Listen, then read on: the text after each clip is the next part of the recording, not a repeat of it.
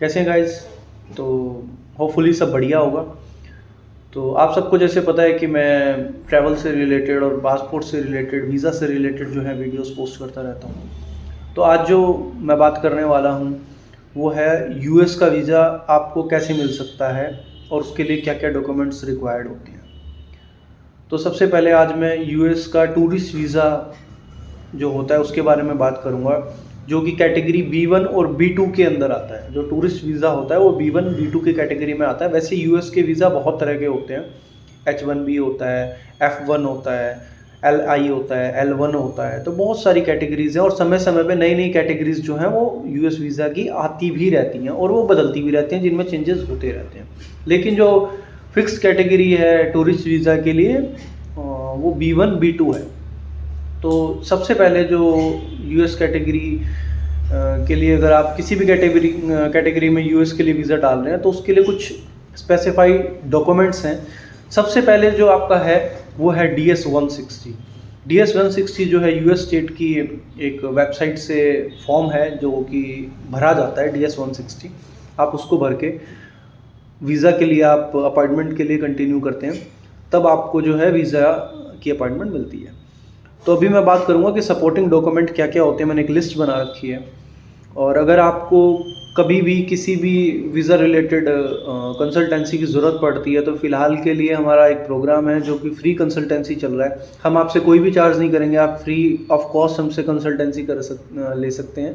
और अगर आप चाहें तो हमारी मदद ले सकते हैं अपने DS-160 भरवाने में, या फिर आप जो है आपके डॉक्यूमेंट्स प्रिपेयर कराने में। उसका एक नॉमिनल सा चार्ज है, लेकिन कंसल्टेंसी का कोई भी चार्ज नहीं है। तो मैं भी आपको बता दूं कि यूएस के टूरिस्ट वीज़ा के लिए आपको क्या क्या डॉक्यूमेंट्स चाहिए इंडिया से वीज़ा लेने के लिए।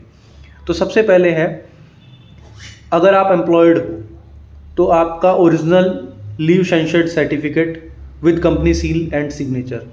आप जिस भी कंपनी में काम करते हैं, गवर्नमेंट करते हैं, प्राइवेट करते हैं, आपको अपनी कंपनी से या अपने डिपार्टमेंट से ऑथराइजेशन लेटर देना है कि मैं भाई यूएस घूमने जाना चाहता हूँ और इस पे कोई ऑब्जेक्शन ना लगाया जाए और मैं वापस घूम के आ जाऊँगा।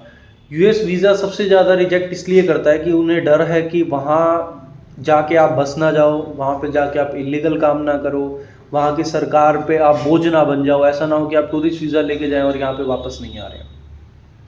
पहला मैंने आपको बता दिया, ओरिजिनल लीव सर्टिफिकेट। दूसरा ये है लास्ट 3 मंथ सैलरी स्लिप। आपको 3 महीने की सैलरी स्लिप जो है वो डिपार्टमेंट को दिखानी होगी। एक बात और बता दूं मैं आपको, जब भी आप ऑनलाइन अप्लाई करते हैं DS-160, आपको कहीं भी ये सब फॉर्म्स ऑनलाइन अपलोड नहीं करने हैं। ये सब आपको एम्बेसी पे लेके जाने हैं। जब भी आपको टाइम मिलेगा, 1 साल बाद या 2 साल बाद या 3 साल बाद आपको एम्बेसी का टाइम मिलेगा। वैसे आजकल मिनिमम 1 से 2 साल चल रहा है अगर आपको यूएस वीज़ा चाहिए, और उसके बाद आप जाके वहाँ पे डॉक्यूमेंट दिखाएंगे तभी वो एम्बेसी डिसाइड करती है कि आपको वीज़ा मिलेगा या नहीं मिलेगा।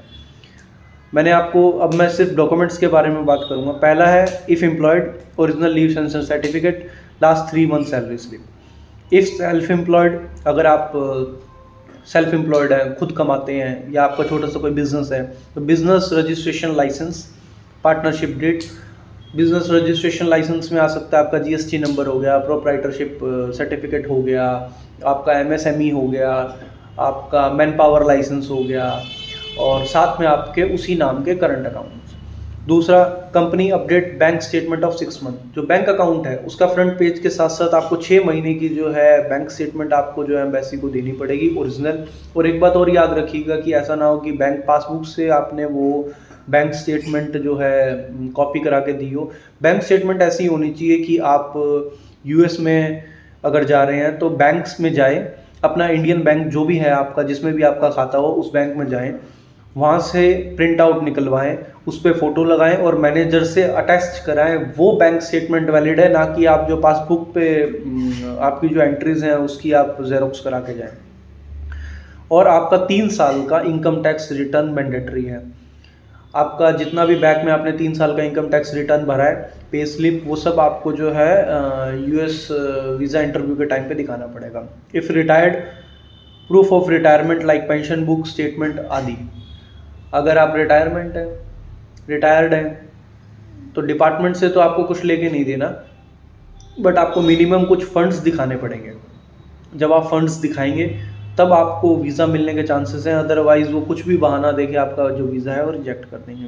और अगर आप स्टूडेंट हैं तो स्कूल कॉलेज आईडी कार्ड चाहिए होगा, बोनाफाइड सर्टिफिकेट होता है वो चाहिए होगा।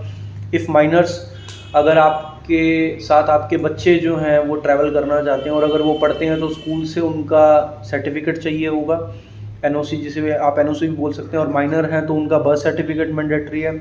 No objection certificate from parents, अगर आप अपने माइनर चाइल्ड को किसी और के साथ भेज रहे हैं तो आपको नो ऑब्जेक्शन सर्टिफिकेट भी देना पड़ेगा। और आईडी प्रूफ देनी पड़ेगी आपको, अपने बच्चे के साथ लगानी पड़ेगी आपका पासपोर्ट, आपका पैन कार्ड, आपका आधार कार्ड। इफ़ विजिटिंग फ्रेंड और रिलेटिव, अगर आप वहाँ पे टूरिस्ट वीज़ा पे जा रहे हैं लेकिन आप रुकेंगे अपने किसी दोस्त के पास, तो उस केस में आपको उसका इनविटेशन लेटर वहाँ से मंगाना पड़ेगा। वो वहाँ से, उसको कवर लेटर भी बोलते हैं, आपको वो वहाँ से मंगाना पड़ेगा। आईडी प्रूफ उसका मंगाना पड़ेगा, जैसे कि वहाँ पे पासपोर्ट होगा, उनका पीआर होगा, ओसीआई होगा, ऐसा कुछ भी अगर है उनके पास तो आपको मंगाना पड़ेगा, मैंडेटरी है। और अगर आप गलती से DS 160 में भर देते हैं और टूरिस्ट वीज़ा में अगर आप वहाँ पे वो जो बंदा रहता है उसकी डिटेल्स नहीं दे पाए तो आपको वीज़ा नहीं मिलेगा, वो आपको वापस भगा देंगे। और दोबारा भी मिलने के चांसेस बहुत कम है, क्योंकि बहुत कम चांसेस होते हैं रिजेक्शन के बाद जो है वीज़ा दोबारा मिले। और उसके बाद अगर आप उनका पासपोर्ट कवर लेटर मंगाते हैं तो साथ में इलेक्ट्रिसिटी बिल भी मंगाइए, कोशिश कीजिएगा। स्पॉन्सर्ड है, स्पॉन्सर्ड का मतलब ये है कि वीज़ा ही वहीं से आ रहा है, वो लोग वहाँ से वीज़ा भेज रहे हैं। तो उस केस में क्या होता है, स्पॉन्सर्ड लेटर चाहिए, स्पॉन्सर्ड नेशनल आईडी प्रूफ चाहिए कि उसका आईडी प्रूफ कहाँ का है, वो बंदा कहाँ का रहने वाला है, उसकी वहाँ की बैंक स्टेटमेंट चाहिए, वो दे चाहे ना दे, लेकिन अगर वहाँ से वीज़ा आ रहा है तो उसको देनी पड़ेगी। और अगर कोई आपको ऐसा बोल रहा है कि मैं सिर्फ लेटर भेज रहा हूँ, स्पॉन्सर्ड वीज़ा है ये, तो ऐसा कुछ भी नहीं है। इनकम टैक्स रिटर्न जो वहाँ पे वो आदमी जिस भी कंट्री का है और आपको जहाँ बुला रहा है, यूएस में अगर बुला रहा है तो उसको 3 साल की देनी पड़ेगी। और अगर आप बिज़नेस वीज़ा करते हैं तो वहाँ का उनका जितना भी कंपनी है वो प्रोसेस करती है आपका वीज़ा, उसके बारे में मैं डिटेल में अलग से वीडियो बनाऊंगा।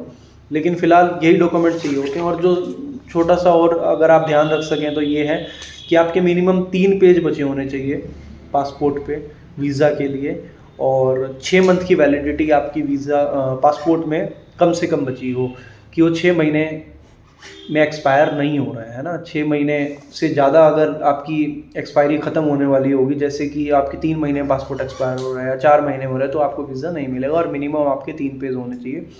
और जाते हुए आपको अपने DS 160 का प्रिंट आउट लेकर जाना पड़ेगा, फी रिसिप्ट का पेमेंट लेके जाना पड़ेगा, रिसेंट आपको फ़ोटोग्राफ्स लेकर जाने पड़ेंगे पासपोर्ट साइज़ के, जो कि उनका एक स्पेसिफिक क्राइटेरिया है।